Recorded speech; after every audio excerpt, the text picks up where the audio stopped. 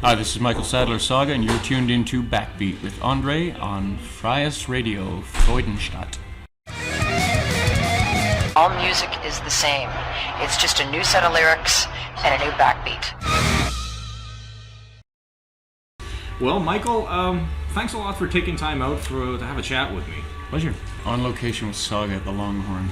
And, we'll go through a few questions. What inspired you to become a singer in a rock band? I made the cut of a football team in high school, and the next day I woke up and I couldn't bend my right leg, so I couldn't play football, so it was a nice alternative.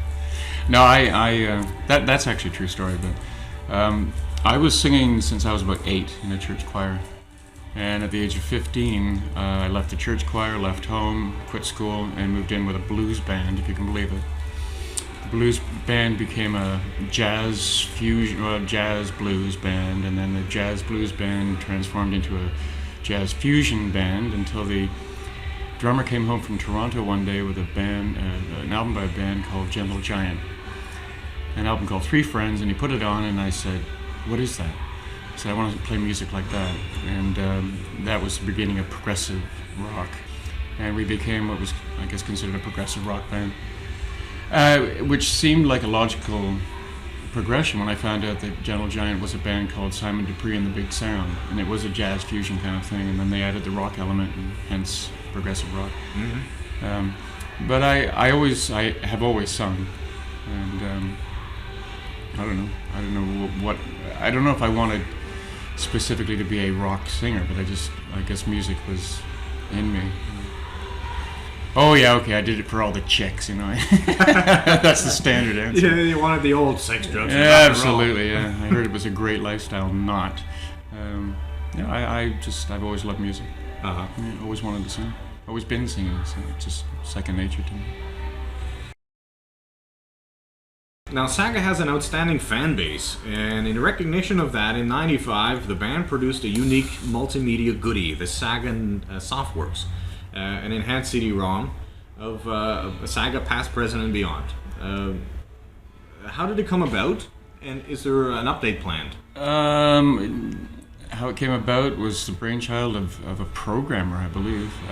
I don't know a lot about the Softworks project. It was done not in direct relation with the band. It was done as a side project of someone else who wanted to use us. Mm-hmm. Not like a guinea pig, but wanted to try something out different at the time, and used us as the vehicle for it. I can't get into it. I can't actually open it. I have a copy of it, but I can't personally. I don't know why, but I can't open it. I've seen it, and it's interesting, but like I say, it was someone else's project, and we were the tool that he used. When you say you can't open it, do you own your own laptop, or you just have nothing to do with computers? Oh no, I email and everything. I'm not computer illiterate. Okay. No, for some reason, I've heard that from a few people that it's not that easy to get into and to actually find your way in. Once you do, it's apparently quite interesting. No. The band has also released 2 official live albums to date, both recorded in Europe. Mm-hmm. What was the reason of choice for choosing Europe? Largest fan base at the time. The first live album was done 3 nights in Copenhagen, 1 night in Munich. And, I mean, the fan base has always been bigger in Europe than North America, simply because it was the first market that we were known in, that we gained popularity in. So when you're a new band, you follow the market, obviously. If you start selling records somewhere, you go concentrate on that market. Mm-hmm. And of all the places in the world, Germany and Puerto Rico were the 2 countries that first started liking Saga. Now you tell me what the correlation is between Puerto Rican and German, I don't know. And to this day I don't know. There's a lot of water in between. I think maybe it's, as far as the Puerto Ricans go, it might be the rhythmic element of the band, and as far as the Germans go, perhaps sort of pompous, if you want to call it that, symphonic, classical influence, or whatever, and somewhere in between you have Saga music, so that's the best way I can explain it. Comparable to the fans, let's say, in maybe Quebec? Yeah, perhaps, yeah. French Canada, yeah, because we got quite a good following in Quebec in the beginning, more so than in Toronto, for example. The funny thing is, it was a strange phenomenon going on that we were quite big elsewhere, and very few people knew about us in Canada. To the point at the beginning that people in Toronto, at the main radio station in Toronto, this happened. We were on tour in Germany, of all places, at the time, and they had a phone-in poll nominating your favorite Canadian band. And this was going on. Someone called in live on the air, said, I'd like to nominate Saga. And the DJ said something like, oh, I like that band too, but this is for your favorite Canadian band, and they don't qualify because they're German.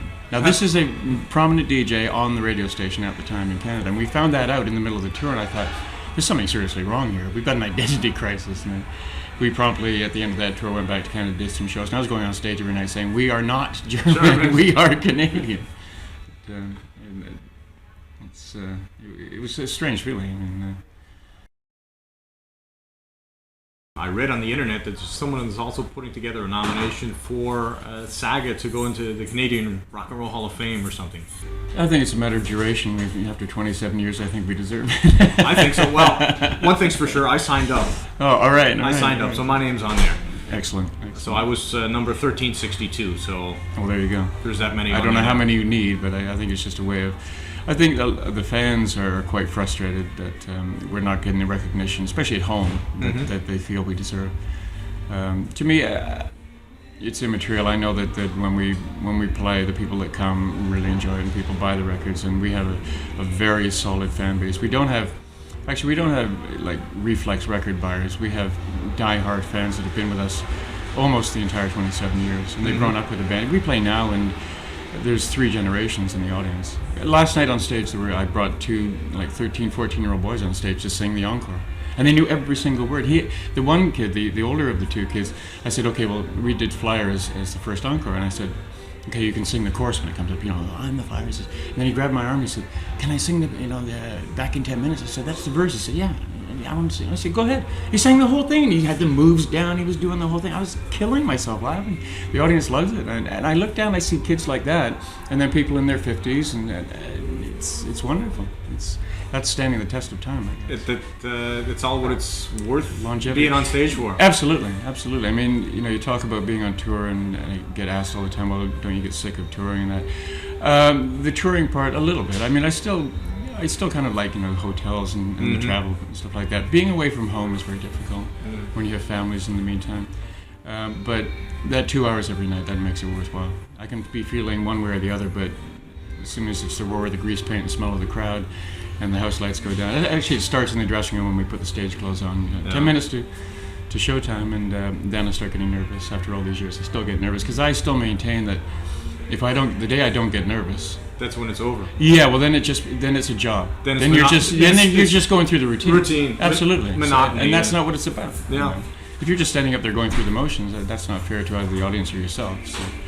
So I still get nervous, but that's the payoff. That's the big payoff. Those 2 hours is magic. Well, getting to the fans, in '97 for the 20th anniversary, the band brought a bus full of lucky people from 5 different countries together to travel with you guys. Now, was that sort of a magical mystery tour type of thing? They had their own tour bus, and obviously backstage passes for the whole thing, and they got a chance to see what it was like to tour.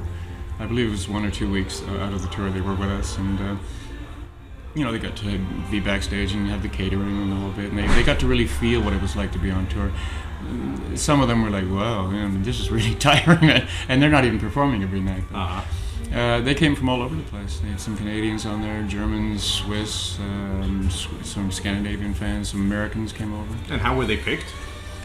I don't know if it was it might have been first come, first serve, or a lottery. I'm not sure at this point. So you're not sure? I'm not sure. It was done through the management. So.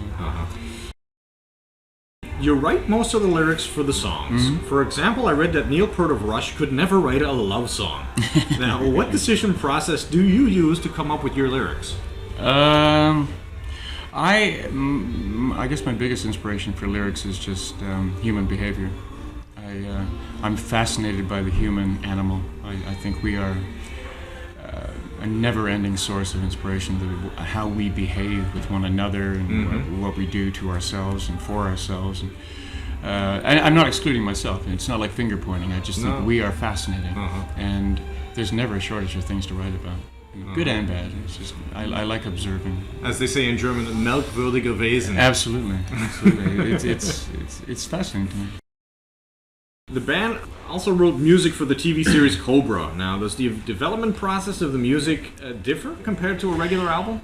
It is, because you have certain parameters to work with. That kind of, the show fell apart, first of all, and we were contracted to do the theme song. First of all, the premise was going to be like a Miami Vice kind of format, where there was a featured song in like a chase episode, or the action moment in each episode. And we ended up with the theme song. The show, I think, only lasted about 7 or 8 episodes.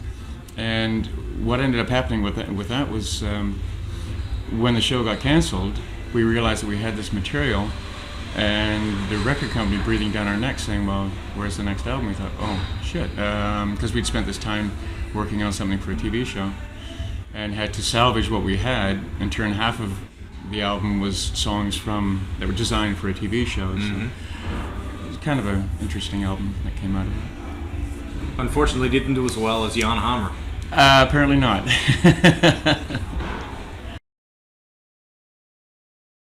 The new album, Network, seems to feature a more relaxed sound and a bit more ballad material than usual. Was that the conscious decision on part of the band? I like to refer to Network as a live album without an audience, because we had about 60 pieces of music, bits and pieces, to choose from. We whittled that down to about 20, and then the final 10. And we rehearsed those 10 in the studio. We had it all set up in the studio and just rehearsed those songs over and over and over for about 2 weeks. And then just literally moved the equipment into the control room, left the drums in the live room, mic'd up the drums, and recorded on analog tape, just counted in the song, hit record, and did a song a day, and just kept it as fresh as possible, as few overdubs as possible. And that's what came out. And we didn't overthink it. It was almost like the early days when almost like the first album, we had no idea what we were doing, but it didn't matter, because we had nothing to prove or nothing to live up to. It was just, this is what we do. And we took that approach with Network, and a lot of fans have felt it. And people that don't even know the band can feel it too. I think there's a freshness to the record that we haven't had for some time. Yeah, probably because we didn't think about it. No. We just said, let's just do what feels good. I like the way you, in the last album also, there's a bit of movie snippets there in the background. So what's this thing with a Popsicle Pete? Of course, no one other than a North American would understand what that is. Well, some of the songs on Network deal with our fascination with television, the pros and cons of watching television. I consider television a useful tool in terms of getting your news once in a while. Sports and the occasional movie and things like that, but I just find that a lot of people, especially Americans, North Americans in general, and it's spreading like a disease over here as well, but people tend to come home from work and just turn on the TV because it's there. I use it for the same reason, sparingly. I'll use it to unwind, but there are people that, couch potato, there's a reason they're called that. Some people will just sit and watch TV all day and just sit with the remote, and they just click through the channels, and they just until they find something that they want to look at, or nothing, or they just stare blankly. And there's, 80% of the stuff on TV is crap, admittedly.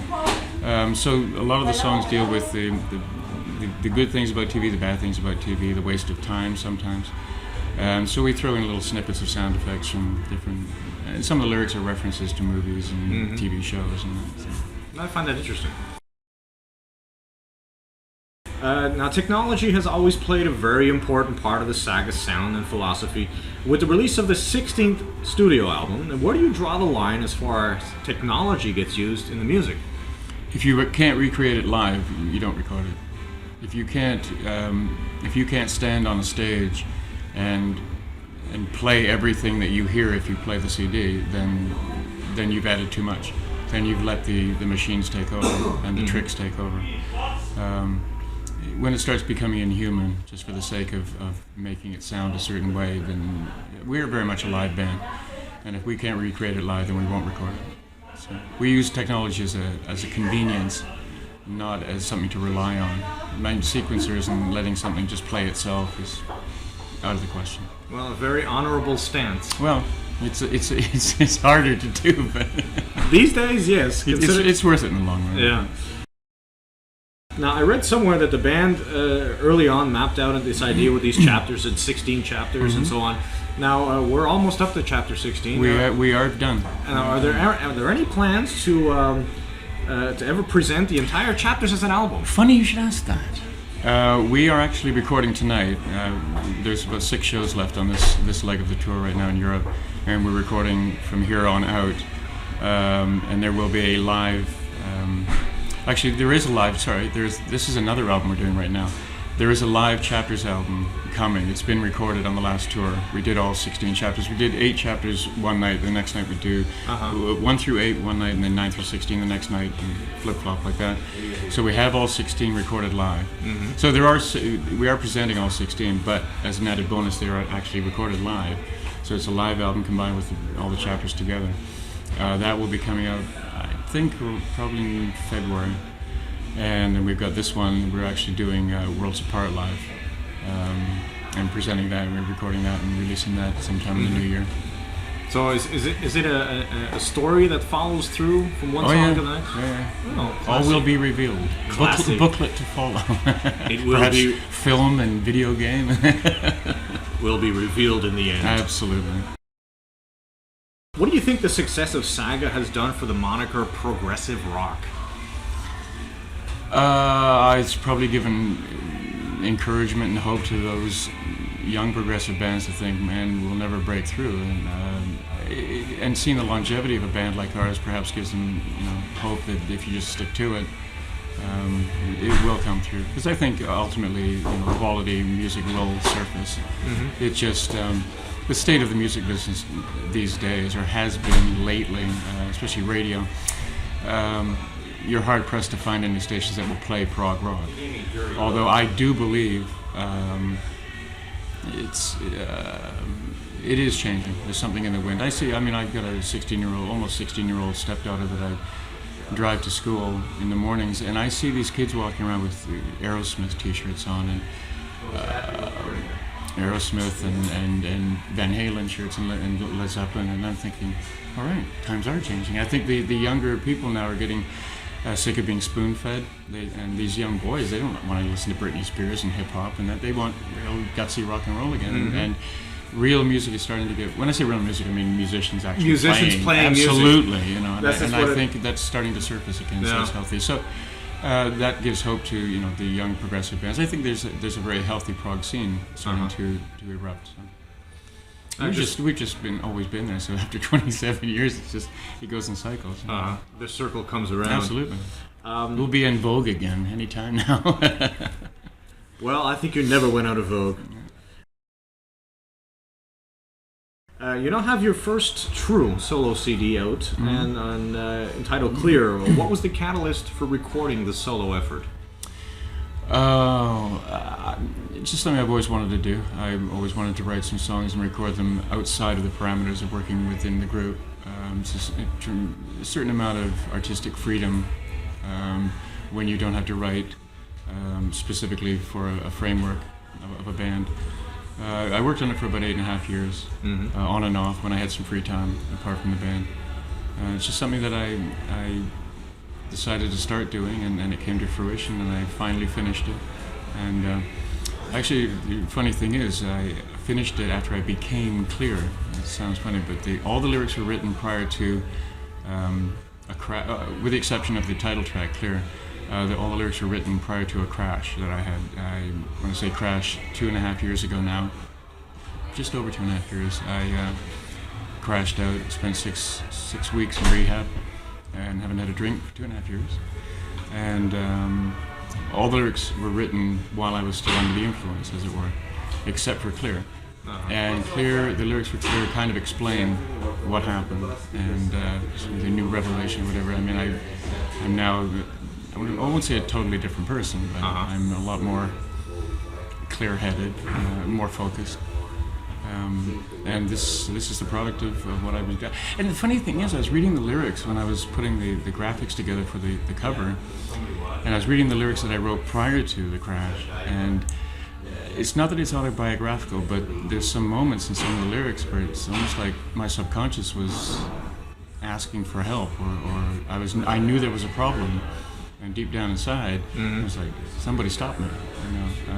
And it was coming out through the lyrics, but I didn't know that at the time. I wasn't conscious of doing that. I thought I was just writing random lyrics. And when I went back and looked at them afterwards, I went, oh my God, that's about me. But it was very enlightening indeed. Is there anybody on the album that you got to work with that you wanted to work with for a long time? Not specifically, but I ended up working with Chris Frazier, a drummer who's worked with on and off. He tours with Edgar Winter. He's worked with Steve Vai. Guitar player, German guitar player named Marcus Damel, who was very well known in Germany in the meantime. A friend of mine, Lino, doing a lot of the acoustic guitar work. A bass player that was recommended to me. And also these four, they're not gospel singers, they're 4 session singers in LA came in. That was the most fun. I had a vocal day, and I had these 4 singers come in, and watching them, these 4 black singers come in and do these background vocals for me. It was absolutely wonderful. And the thing is, all the tracks were recorded, but recorded with sequencers and programmed drums and that, just so the song was there so I could sing to it.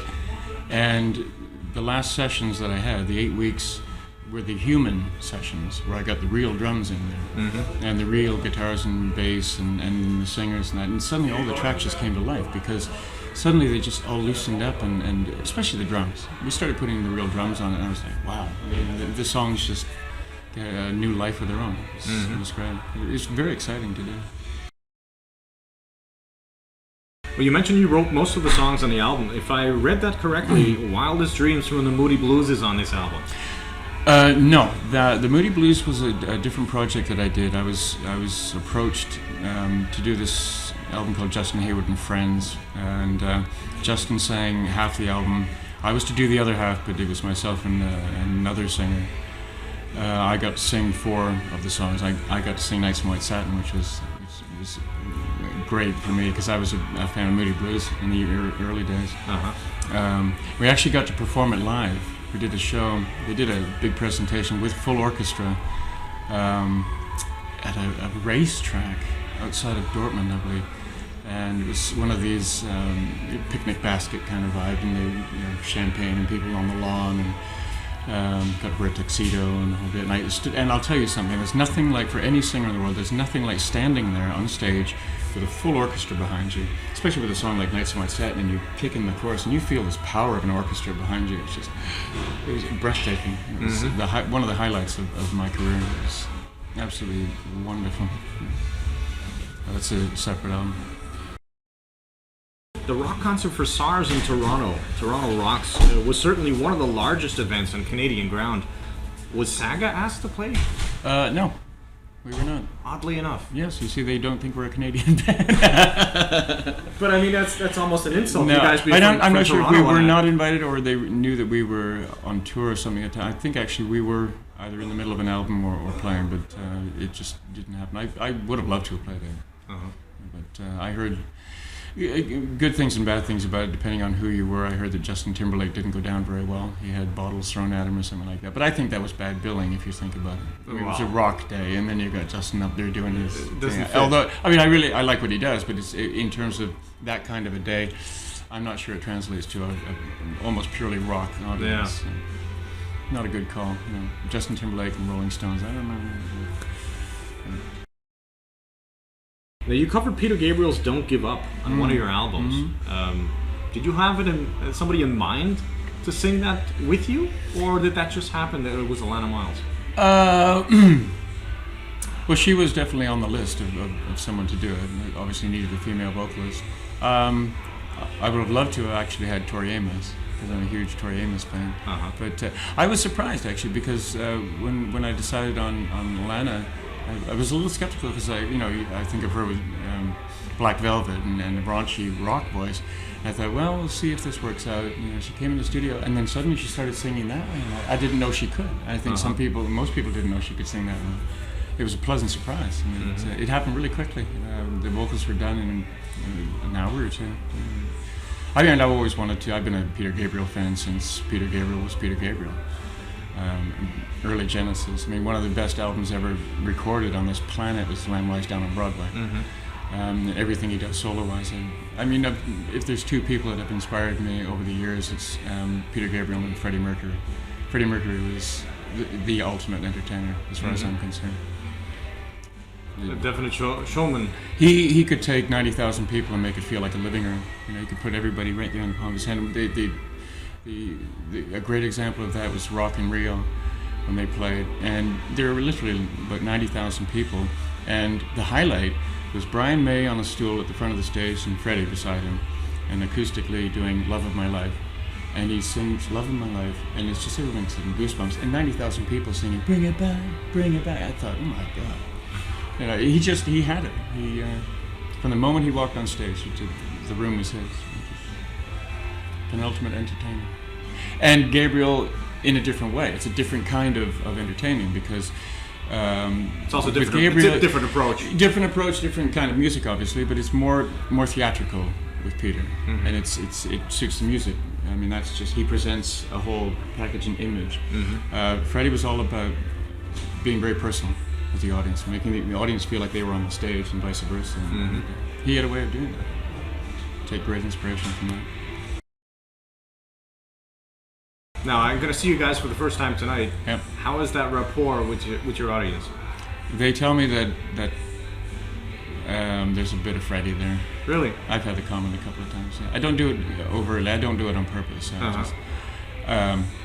I follow that principle. I think it's important to make the audience feel part of everything. I talk to them. You know, I not just, and the next song is, and blah, blah, blah. I like to make jokes if it's appropriate. Someone says something, I'll stop for a second. Hang on a second. What did you say? And just start a conversation with one person in the audience. Well, as soon as you do that, as soon as you address one individual, you're addressing everybody. And they're feeling like, and you make them feel at ease and they're part of it. And then they'll do whatever you say. That's missing these days, I find. I think so. I think interaction with the crowd. I think it's important. I don't think the whole idea of a concert, I don't think, is to just stand on stage and play the songs. That's not why you go to see a band. I mean, if you're just going to go there and watch them play the songs, you might as well sit at home, put the headphones on, and imagine what it's like. Yeah. It should be personal. It should be interaction. The songs don't have to be exactly the way they sound on the record. That's not the whole idea. Even that's why I go to a show. I want to see it. Change it a little bit. You know, do an acoustic version of that song or whatever. It should be entertainment. It should be an evening's entertainment. Like, you should leave the room feeling like you met the band. You know, to a degree.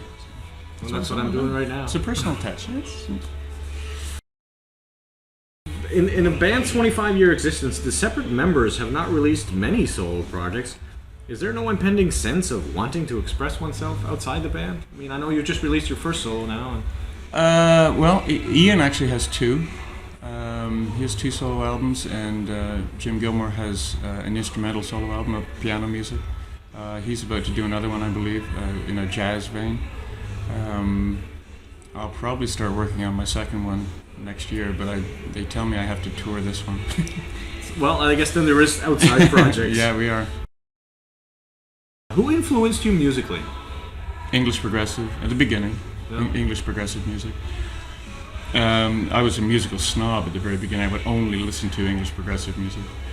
Well, no, I won't say just English, but I mean progressive, really hardcore progressive music. But now I try and keep an open mind. I listen to just about everything. I just appreciate a well-written song. I really do. I mean, I'm a big fan of Sting. I think he's a brilliant songwriter. Melody is very important to me. Whatever genre, whatever style of music, melody is very important. Lyrics are ultimately important. I'm not really that fussy in terms of what style it is, but I try not. In the meantime, I don't think I'm influenced by anything. I'm a little stuck in my ways, but open to new interpretations of how to approach music. So I don't know if there's any styles per se. I don't see it that way. I don't hear music that way. I just recognize well-written tunes. I don't know. I mean, my solo album is, you go from a really out ballad with just like a string quartet to a song that's very much could be a Saga song that just rocks out. whatever it takes to put the song across, depending on what the lyric is. If you want to call it that style, fine. Whatever label you want to put on it. But I'm not stuck on style labels. I don't. My perception is that German audiences, they pay more attention to the lyrics than, say, maybe North Americans. North Americans more the melody. I think North Americans are more into instant gratification from the song. They're more immediate. It's like, okay, get to it. Get to the chorus. Don't bore us. Get to the chorus. The German audiences, European audiences, tend to sit and listen.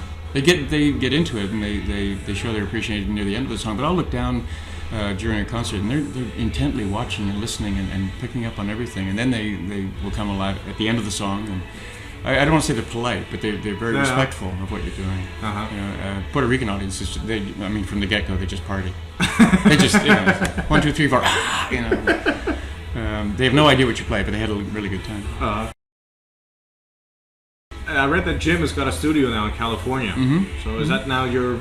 That's where we've done the last. That's where we do the last 3 or 4. Well, it's not a bad place to be if you're recording music. I ended up living right across not even across the street, across the sidewalk from him. He'd been there for about 10 years, and I met my wife when I was down there writing the last album, not Network Marathon. And I met her one day, and we were standing on his balcony. And I looked down and saw someone at the pool, and I said, "Oh." Who dat? And he said, "Oh, that's so-and-so." I said, "Really?" And he said, "Oh, no." And sure enough, I married her and moved in with her right there. It was his neighbor, and now I'm his neighbor. So now I live in LA. Nice. Well, after this tour to support Network, what's up for Saga? What's up for you? Christmas break. Saga. Nice to be home for the holidays. Yeah, absolutely. That's the thing about being away. We've all got families, so it's nice to spend the holidays with the family. We have, as I said, the Chapters album to mix. It's pretty much ready to go. There's this album that we're recording, Worlds Apart live. That will have to be mixed. They tell me I'm going to probably be doing some promotion for Clear in January, February, because I've held back a general release for Clear because of Network, and I don't want to step on each other's toes. It's kind of silly, it sounds confusing. So I'll wait for the general release till probably January, and then do at least some showcase gigs or the promo tour thing. But I like to stay busy. I don't like to, and if I'm not doing that, I would start writing maybe the next solo album or new Saga material. Idle hands are the devil's workshop. Well, Mike, thanks a lot for taking time out. Pleasure. All right. Hope you enjoy the show.